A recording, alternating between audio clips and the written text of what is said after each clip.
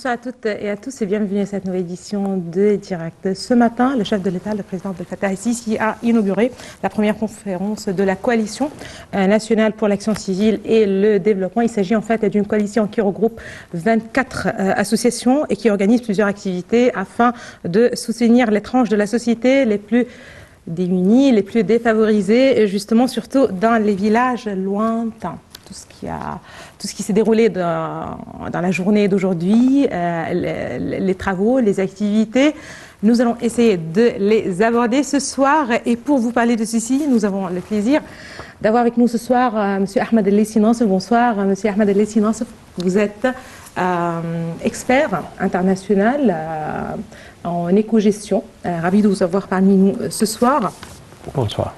Et justement, on parle de cette journée et de la conférence, la première édition de cette conférence. Quand on parle de la première conférence, c'est-à-dire, il semble qu'il serait prévu justement d'avoir des éditions plus ou moins réguliers pour un tel rassemblement, peut-être à l'instar du forum de la jeunesse et des différentes activités à laquelle le chef de l'État tient justement à assister et à lancer en fait.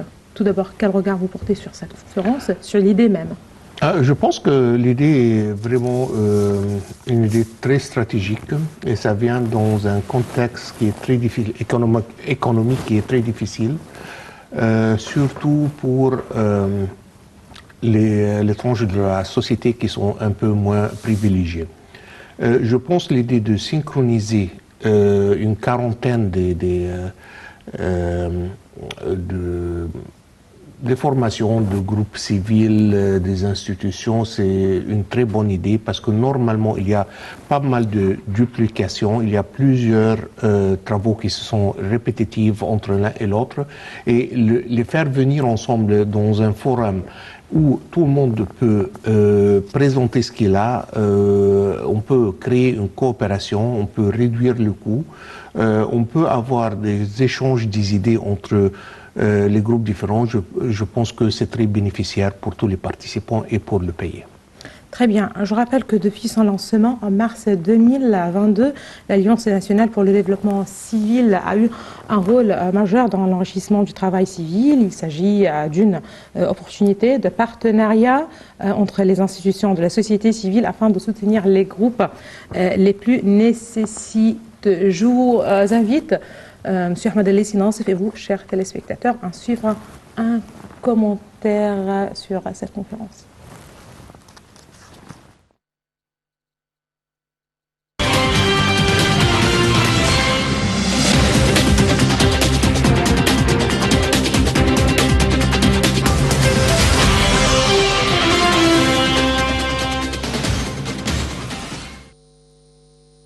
Lors de sa participation ce lundi à la première conférence de l'Alliance nationale pour le développement civil, le président Abdel Fattah el-Sisi a souligné l'importance du rôle de toutes les associations et entités opérant dans le domaine de l'action caritative et qui présentent de l'aide dans les domaines que le gouvernement ne peut pas seul couvrir, louant le grand rôle joué par l'Alliance nationale pour l'action civile de développement qui a affiché d'importants résultats. Les organisations de la société civile jouent un rôle que le gouvernement ne peut pas jouer seul, selon le chef de l'État, qui a signalé qu'environ 50 000 associations opèrent en Égypte, dont beaucoup travaillent dans le cadre de l'Alliance. Nous voulons que le reste des entités la rejoignent afin de présenter une aide plus importante à la société au niveau économique et sanitaire et dans d'autres domaines, a assuré le président el-Sisi, indiquant que l'effort de l'Alliance nationale pour l'action civile est clair à cet égard. Vous êtes un exemple à suivre pour un grand nombre d'Égyptiens qui travaillent dans le cadre de l'initiative d'autonomisation économique, a noté le président de la République en s'adressant à la coalition et remerciant cette dernière pour le succès obtenu. Le chef de l'État a appelé l'Alliance nationale pour l'action civile de développement et toutes les entités de la société civile à intensifier leurs efforts en 2023 en raison des conjonctures économiques mondiales qui perdurent, rappelant que l'Alliance a fait de gros efforts en 2022. La crise actuelle perdure et a des répercussions qui pourraient durer cette année. Nous avons besoin de doubler les efforts afin de faire face aux effets provoqués par la crise, selon le chef de l'État. Il a évoqué l'annonce faite par l'Alliance l'Alliance qui a destiné 14 milliards de livres égyptiennes pour les domaines de l'action caritative, appelant le Fonds Vive l'Égypte à faire des contributions pour augmenter cette somme et demandant au gouvernement de faire un effort plus grand à cet égard.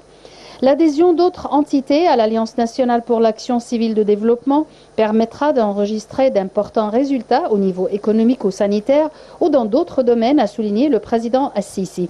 Nous appelons davantage d'entités à rejoindre l'Alliance et nous remercions toutes les contributions, soit en Égypte ou de l'étranger, pour le soutien permanent et l'acheminement de l'aide, a-t-il ajouté.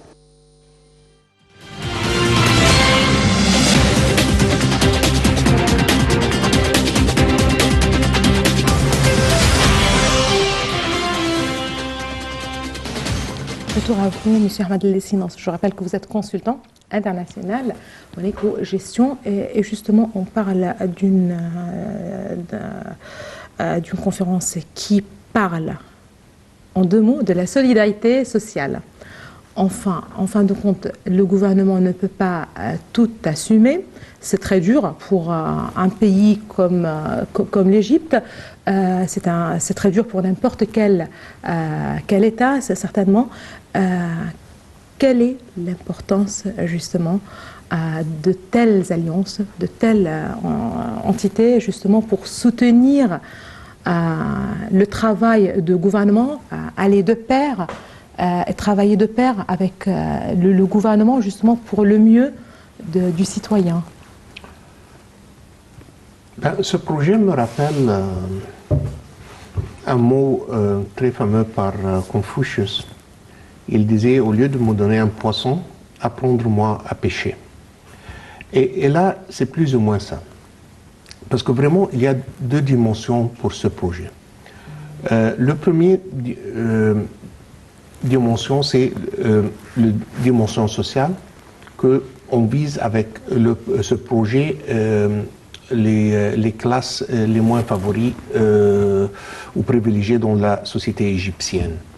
Mais ce n'est pas un genre de subvention, ce n'est pas un genre de pension pour sans rien faire avec, mais il y a une dimension économique que je pense est beaucoup plus importante que la dimension sociale, parce qu'on est en train d'apprendre à ces gens comment gagner leur vie et comment gagner leur vie d'une façon qui est très intéressante, qui est enrichissante, et en même temps leur donne la fierté d'être 100% indépendant vis-à-vis d'une personne qui peut être, disons, dépendant sur l'État ou une pension qui lui vient chaque mois, ou comme une pension chômage ou quelque chose pareil, comme un aide.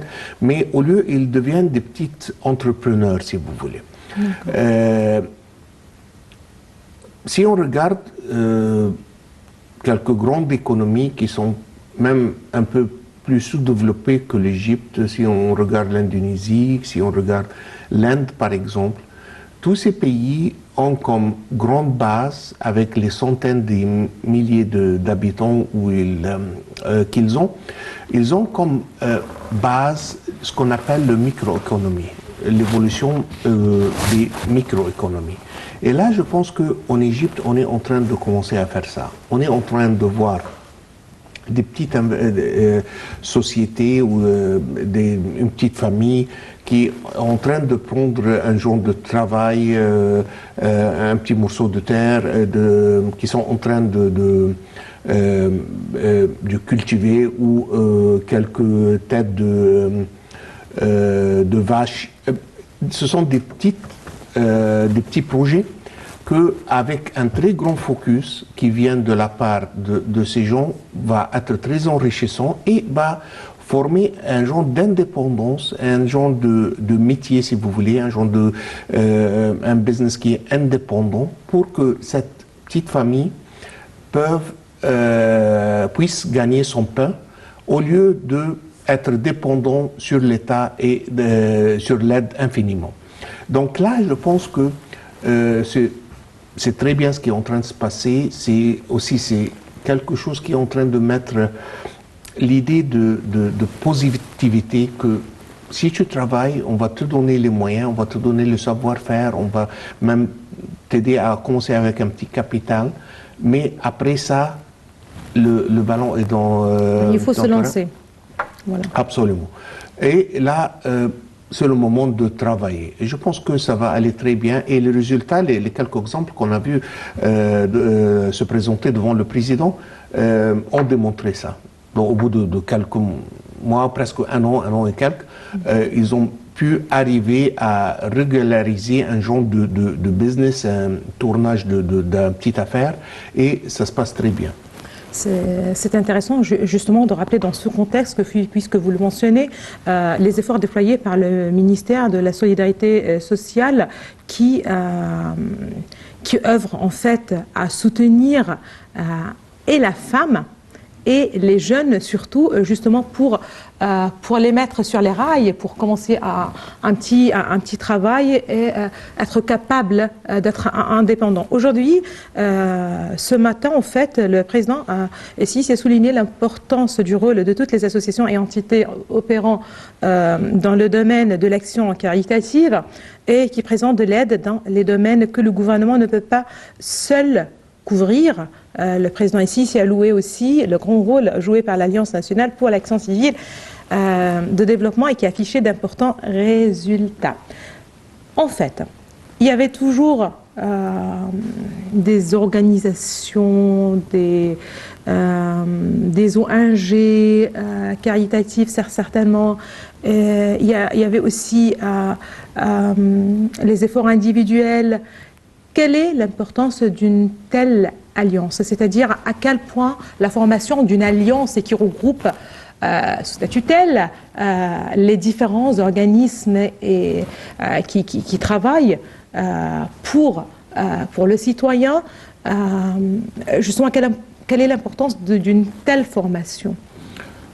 L'importance de ce forum ou de l'alliance qu'on vient de voir aujourd'hui, et c'est très différent de ce qui était en train de se passer dans le passé. Là, il y a un genre de suivi. Il y a un genre de... peut-être on peut l'appeler éducation, du coaching sur le travail pour s'assurer que la personne ou le cible va produire les résultats désirés. Je pense que ce qui s'est passé dans le passé, que quelquefois il y avait un peu de donation, si vous voulez, et même si c'est jamais entré en rigueur, si jamais ça a été utilisé dans la direction où ça a été dû être utilisé, on n'a jamais vu le résultat. Maintenant, quand on est en train de voir le parcours du commencement jusqu'à la fin, s'il y a un besoin pour corriger ou rectifier la façon avec laquelle le projet est en train de se dérouler, c'est là que c'est en train de se passer. Il y a une prise en main, si vous voulez, pour que on s'assure qu'on prend les investisseurs ou les propriétaires de ces projets d'un bout à l'autre. Là, on ne l'avait pas dans le passé. Et je pense que les résultats sont très très clairs, que là, c'est en train d'aboutir les fruits qu'on désirait. C'est une conférence de l'Alliance nationale pour le développement civil. La présence du chef de l'État à cette conférence. Voilà, là aussi, c'est un message très clair, très direct du soutien qu'apporte le gouvernement, qu'apporte le chef de l'État au travail de cette alliance, des organisations caritatives. Et ça insiste peut-être sur cette coordination entre le gouvernement, entre l'État, si vous le voulez, et les organisations. Est-ce que ça donne plus de poids, plus de facilité parfois à mener le travail à bien à ces organisations? Bien sûr que ça donne ça. Je pense que la présence du président, et c'est un président avec une popularité énorme comme le président Sissi, je pense que ça donne un genre de fierté. J'ai vu la dame qui s'appelait Reda, et quand le président était en train de le remercier et la fierté, vraiment, on le voyait sortir de ses yeux, si vous voulez. Elle était si fière. Je peux seulement, c'est un genre de motivation que je pense pas qu'on pourrait le faire autrement. Et donc, d'un côté, ceux qui étaient présents vont être très fiers de ce qu'ils ont fait. Ils vont être comme des exemplaires, des cas exemplaires pour leurs confrères, que ça va aider à augmenter les participants dans ce genre de programme, parce que on sait tous que en Égypte, la force des voisins, la force de la société et l'influence que une femme, surtout dans l'Égypte rurale où ce projet est en train de se dérouler, là c'est énormément important. Et là, on est en train de voir qu'est-ce qui est en train de se passer avec un soutien pareil du président. Je pense que, surtout, comme vous avez dit, qu'il va avoir une deuxième, il va avoir une troisième séance. Et là, je pense que tout le monde va être très, comment dire, va aimer être vu avec le président, va être vu sur la télé avec son cas de réussite. Et là, je pense que ça va vraiment rouler le projet un peu partout, si vous voulez. Très bien. Pour insister sur ce point, sur cette coordination entre l'Alliance et les différentes entités qui forment cette alliance, mais aussi apparemment pour encourager d'autres entités à joindre cette alliance pour travailler pour le citoyen, insister sur cette idée, encore une fois, de coordination entre l'État et les associations. C'est le président Sisi qui a aussi parallèlement qui a donné ces directives en fait pour que ce soit augmenté la subvention gouvernementale pour débloquer à l'Alliance nationale pour l'action civile et de développement. Ce serait peut-être une nouvelle assez intéressante pour ceux qui travaillent au sein de cette alliance, mais aussi pour ceux qui en profitent, qui a aussi, encore une fois, cette coordination et les directives présidentielles d'augmenter le montant justement de la subvention gouvernementale pour cette alliance. Le président Sisi a également exigé de développer l'action caritative et de développement de l'Alliance pour comprendre non seulement des aides directes, mais aussi la création d'emplois pour augmenter la production et réaliser un rendement économique tangible. C'est un petit peu le point qui a été évoqué par M. Ahmed El Nassef tout au début de l'émission. Tout de suite, un commentaire signé Salih Hamed et Yara Choucha.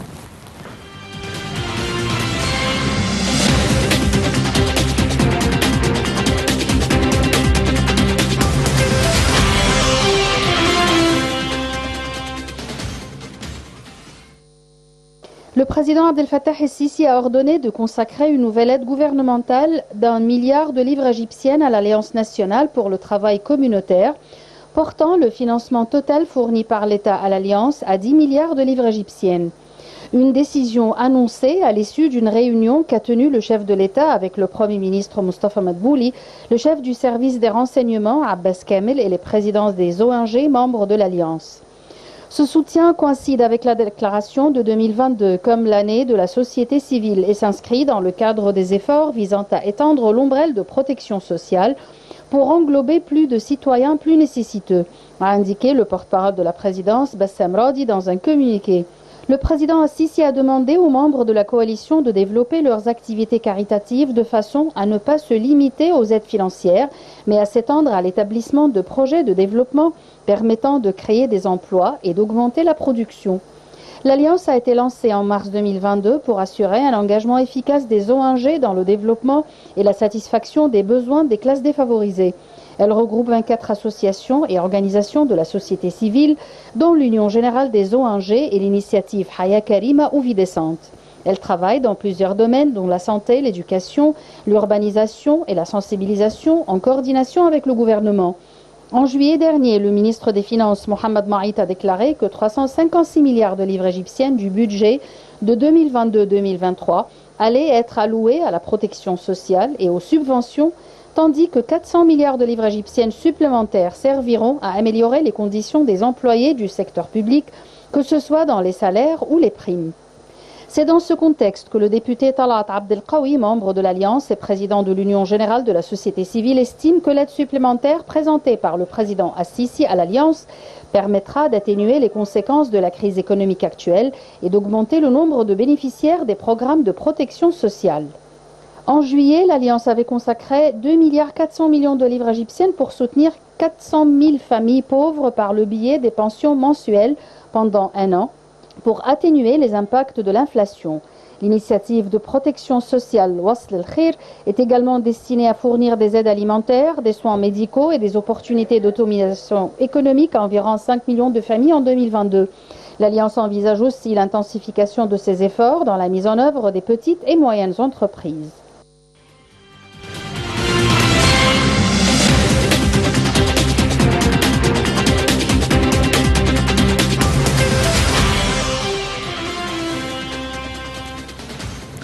En fait, on rappelle que le président Assisi s'est ordonné de consacrer une nouvelle aide gouvernementale d'1 milliard de livres égyptiennes à l'Alliance nationale pour le travail communautaire, portant le financement total fourni par l'État à 10 milliards de livres égyptiennes, une décision qui a été annoncée à l'issue d'une réunion tenue par le chef de l'État avec le Premier ministre Moustapha Madbouli, le chef du service des renseignements Abbas Kamel et les présidents des ONG membres de l'Alliance. Un soutien qui coïncide peut-être, ou qui a coïncidé avec la déclaration de l'année 2022, une année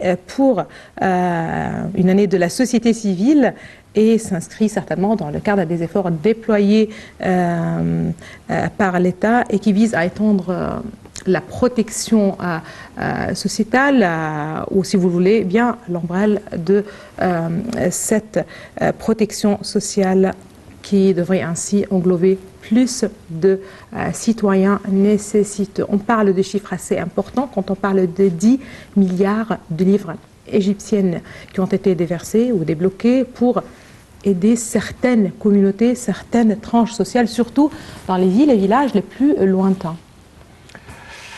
Tout à fait. Je pense une des choses que cette alliance est en train de faire, c'est tracer une ligne entre le support que l'État est en train d'offrir aux vieillards, aux malades, à ceux qui ne sont pas capables de travailler ou produire d'une façon ou l'autre. Là, c'est une catégorie qui a besoin d'aide et il n'y a pas d'autre solution là. Mais de l'autre côté, il y a aussi une autre catégorie qui est assez plus importante et même beaucoup plus large, qui a la capacité de travailler, a la capacité de gérer un petit projet. Et là, on fait la distinction entre les deux voies, si vous voulez. Donc là, on est en train d'augmenter ceux qui ont besoin d'aide parce que pour des raisons spécifiques, ils n'ont pas la capacité et la capacité de travailler et de produire. Mais ceux qui ont ça, on est en train de les mettre sur la bonne direction et on est en train de les aider pour commencer leur petit projet comme on a discuté. Très bien. Le président Assisi a en fait appelé parallèlement justement cette alliance nationale pour l'action civile de développement et toutes en fait les entités qui travaillent pour le bien du citoyen, tous ceux qui travaillent pour la société, à intensifier leurs efforts en 2023 en raison des conjonctures économiques mondiales qui perdurent. Ça reste une occasion en plus pour rappeler que le contexte économique mondial et par la suite du pays est assez critique. Et justement, d'où la nécessité de coordonner, encore une fois, les efforts pour essayer d'atténuer un petit peu les conséquences de cette crise économique, c'est-à-dire qu'à chaque occasion aujourd'hui on trouve que le chef de l'État insiste sur un contexte économique assez délicat pour le monde entier, d'où la nécessité de travailler ensemble. Encore une fois, c'est retour aussi aux appels qui ont été faits par le président au gouvernement d'être transparent avec le peuple pour donner une image plus ou moins claire de la situation. Le président a utilisé l'opportunité et, entre parenthèses, il a fait une petite remarque où il a, une deuxième fois, expliqué que le contexte actuel en Égypte, c'est très dur, mais ce n'est pas seulement en Égypte. Il y a une crise mondiale, ou deux crises consécutives. Les deux sont de nature mondiale et l'Égypte a été touchée. Et le président a très clairement fait le point que c'était pas ce qu'on est en train de subir aujourd'hui, c'était pas parce qu'on est parti dans des aventures non calculées ou est-ce qu'on a dispersé ou mal utilisé l'argent du peuple égyptien dans des aventures ou des guerres ou quelque chose pareil. Il y a une crise mondiale, ou deux crises mondiales. La première était le Covid-19 et là, pour 2 ans, toute l'activité économique, un peu plus ou moins dans le monde, a été pratiquement paralysée. Et juste après, on est rentré dans la guerre entre la Russie et l'Ukraine. Et cette guerre où on n'a rien à faire avec, comme l'Égypte, où l'Égypte n'a rien à faire avec cette guerre, mais on est vraiment très touché par cette guerre. Entre l'Ukraine et la Russie, ce sont les deux pays qui nous fournissent plus ou moins par, si je ne me trompe pas, plus que 50% de nos besoins de blé et d'huiles végétaux pour l'alimentation. En même temps, ce sont les deux pays qui ensemble font presque plus que 60% des revenus du tourisme égyptien typiquement. Donc, on est vraiment touché assez agressivement par tout ce qui est en train de se passer dans le monde. Donc, le président a bien expliqué ça et il a fait une demande au peuple égyptien de vraiment ne pas partir dans une direction qui est un peu sombre, qui est pessimiste, où on risque d'avoir le dynamique du groupe et disperser un genre ou un sentiment de pessimisme général un peu dans le pays. Et il était très clair, il a dit si on n'a pas les bonnes données, si on n'a pas les bonnes informations, donc c'est pas la peine de rentrer et faire des discours et faire des posts sur les médias sociaux et tout ça. Si et il a utilisé un mot colloquial qui était très intéressant, si on ne sait pas qu'est-ce qu'on est en train de raconter. Donc c'est pas vraiment la peine de partir généraliser ou jeter du pessimisme un peu partout. Il y a une crise? Oui, il y a une crise. Est-ce que c'est en Égypte? Non, c'est un peu partout dans le monde. Surtout en Europe, surtout en Amérique du Nord. On est en train de voir qu'est-ce qui est en train de se passer en Amérique du Sud en même temps, en Asie. Donc, c'est un peu dur un peu partout. Ça va passer. Mais pour le moment, on doit se tenir et prendre soin de notre pays, que le pays reste opérationnel dans la bonne direction pour que ça passe. On est un pays de 7000 ans. On a beaucoup vu, on a eu pas mal de crises dans notre histoire et ça va passer. Très bien, c'est très optimiste. Et là, lorsque vous parlez justement d'optimisme, j'aimerais bien rappeler que la journée d'aujourd'hui était une journée plus ou moins positive certainement positive. On a assisté aux témoignages de différents citoyens, d'histoires, mais aussi d'échanges entre le président Sisi et ces citoyens qui ont justement pu l'occasion de profiter de programmes lancés par l'Alliance ou les entités de cette Alliance. Retour à ce point de ce qu'on peut appeler un ton positif. Le président Sisi a appelé en fait la coalition de développer ses activités caritatives de façon à ne pas se limiter plutôt aux aides financières, mais à s'étendre à l'établissement de projets de développement permettant de créer des emplois et d'augmenter la production. En retour justement à ce point, ça reste un point très positif. Pourquoi? Parce qu'on dit toujours que l'idée, la solution serait dans la production. Voilà, une société productive, des projets de production, ce serait peut-être la clé pour résoudre n'importe quel problème économique avant tout. À quel point de tels projets, petites, moyennes entreprises, justement, puissent-elles contribuer au développement économique d'un pays comme l'Égypte? Sur plusieurs niveaux. Si on le regarde sur un axe vertical, le président a utilisé un exemple qui était très intéressant quand il a parlé de la dame qui avait une vache qui donnait 25 litres du lait par jour. Et il l'a comparé à d'autres projets qu'il a vus ailleurs, où la production était seulement de 5 à 6 litres par jour. Donc là, il y a une efficacité qu'on a touchée dans ce projet qu'on ne l'a pas vu ailleurs. Et là, c'est un exemple pour comment est-ce qu'on peut améliorer l'efficacité du projet.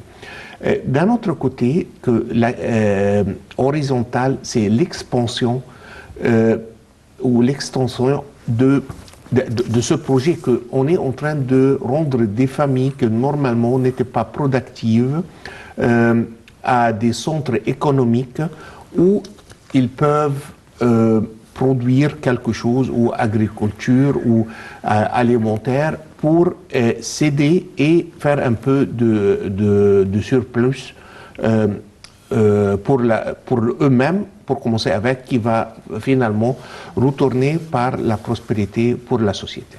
Très bien. Cette Alliance nationale pour l'action civile et le développement est une union qui compte jusqu'à présent 24 entités ou organisations non gouvernementales, l'Union générale des ONG et l'initiative Haya Karima ou Vie décente. L'objectif de cette alliance est de travailler de manière plus organisée et d'échanger les expériences et les informations, ce qui permettrait de lancer des activités sociales et des projets nationaux plus importants peut-être, et qui auront très rapidement leurs échos sur la société dans la période à venir. Yara Choucha et Salih Hamid.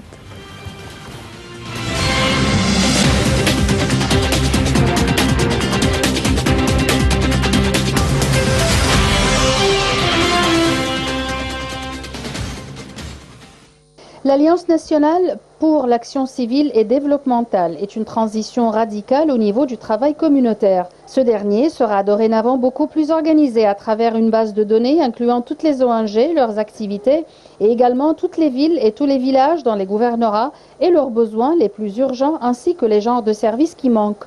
Par exemple, les ONG travaillant dans le domaine de l'éducation devront présenter leurs services dans les villages qui manquent d'écoles ou de classes d'apprentissage. Ce qui créera une réelle transition dans le travail des ONG qui travaillent de manière plutôt aléatoire et par conséquent, les services restent absents dans certaines régions oubliées. Le dialogue national n'est pas destiné seulement aux forces politiques, mais également aux forces sociales, à la jeunesse, aux femmes et d'autres. Donc, la présence des 24 plus grandes ONG, en plus de l'Union générale, dont le travail est principalement lié à la société, est une nécessité. L'Union travaille actuellement sur la mise en place d'un agenda et le lancement d'un dialogue interne pour définir les dossiers qui seront traités, notamment le soutien au travail communautaire, l'explosion démographique et autres.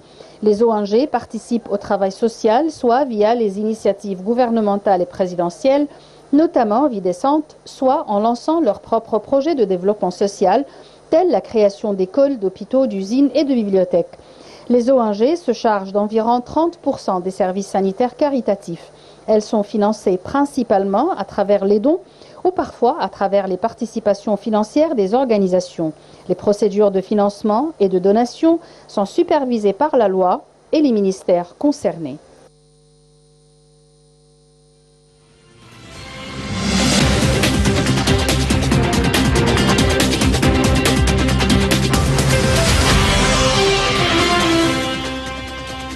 Ahmad El Aissi, est-ce qu'on peut dire que cette alliance nationale pour l'action civile et le développement serait peut-être une transition radicale dans le travail caritatif ou communautaire ici en Égypte? On parle aujourd'hui d'une alliance, donc on peut trouver une base de données très claire, un travail beaucoup plus organisé, supervisé certainement par l'État.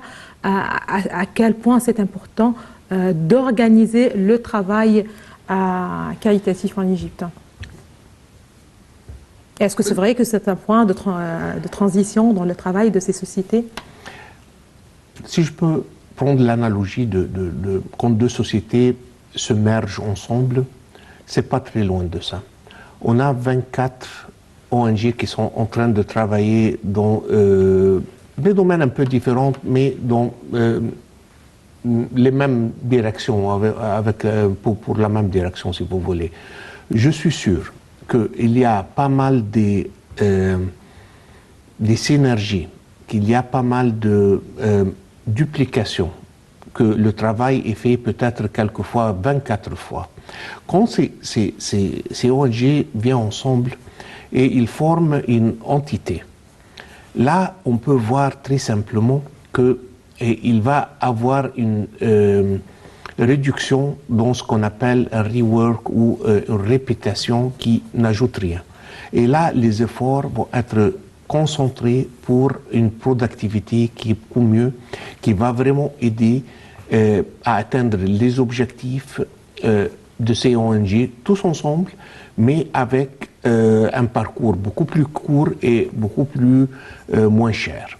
Là, je pense que c'est une très bonne idée et comme on le fait très souvent dans le monde d'affaires, c'est pas très différent. C'est les mêmes idées que sont en train de se répéter dans le monde du ONG. Très bien. Si on peut dire que certaines sociétés consacrent leur travail par exemple, aux côtés de l'assurance maladie, la santé des citoyens, peut-être autonomiser les femmes pour certaines sociétés ou offrir des aides directes, que ce soit des aides financières ou pour aider peut-être au mariage de jeunes. Selon vous, quel serait le domaine le plus important, auquel en fait on doit accorder plus d'attention selon vous? C'est l'information. L'information. Oui, savoir où et qui et qu'est-ce qu'on peut faire. Parce que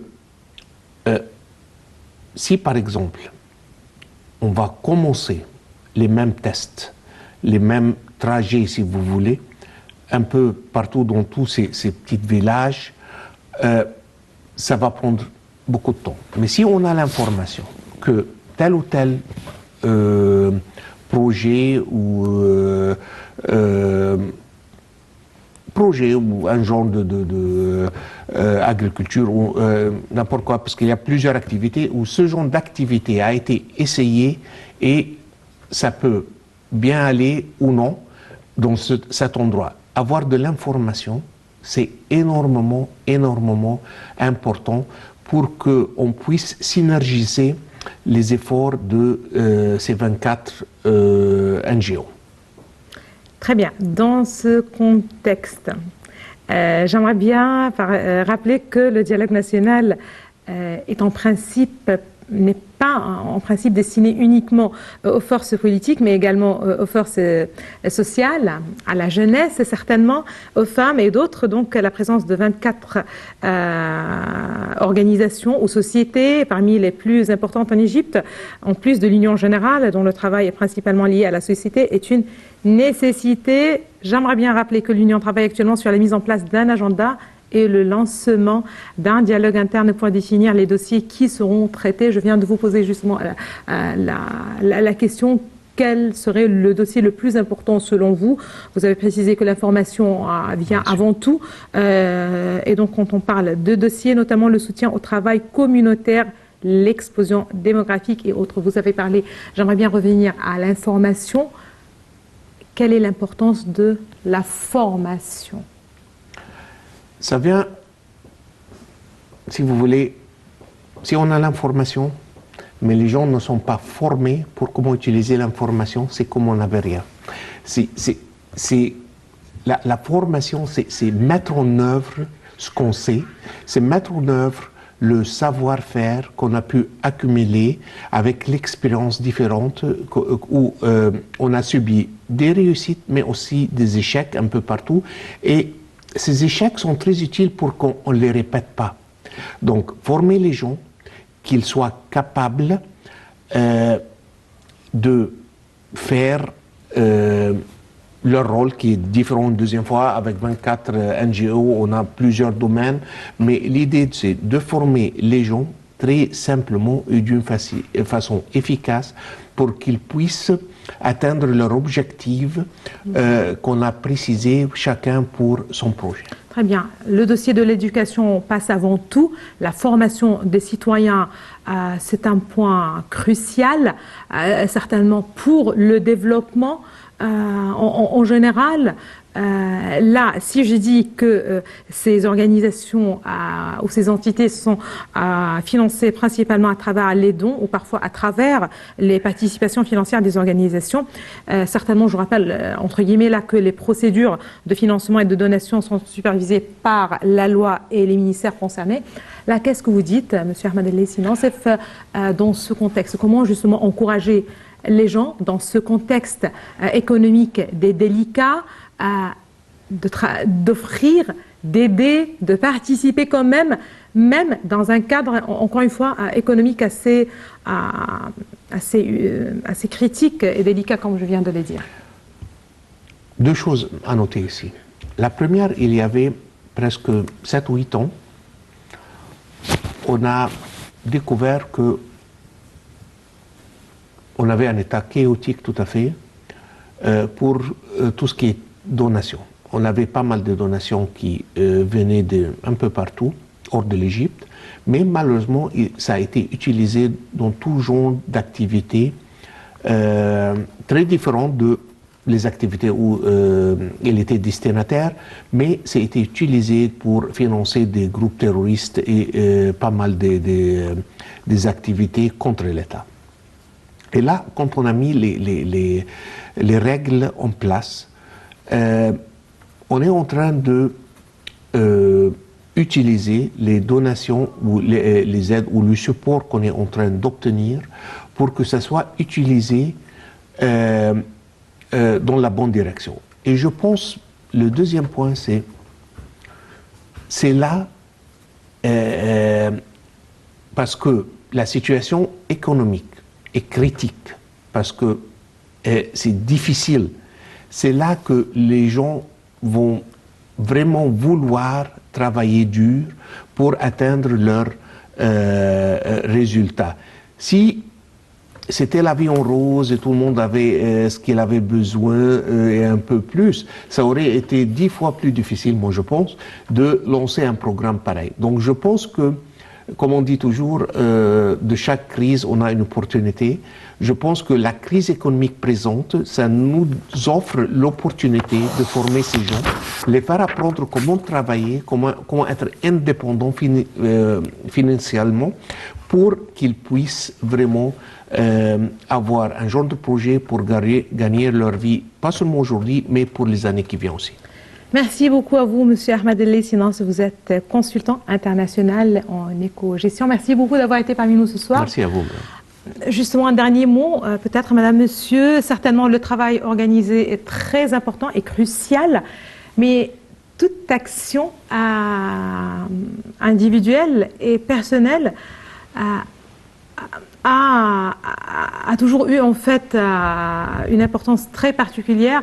C'est le cas aussi pour le contexte actuel. Merci beaucoup à vous. Excellente fin de soirée à toutes et à tous et à la prochaine.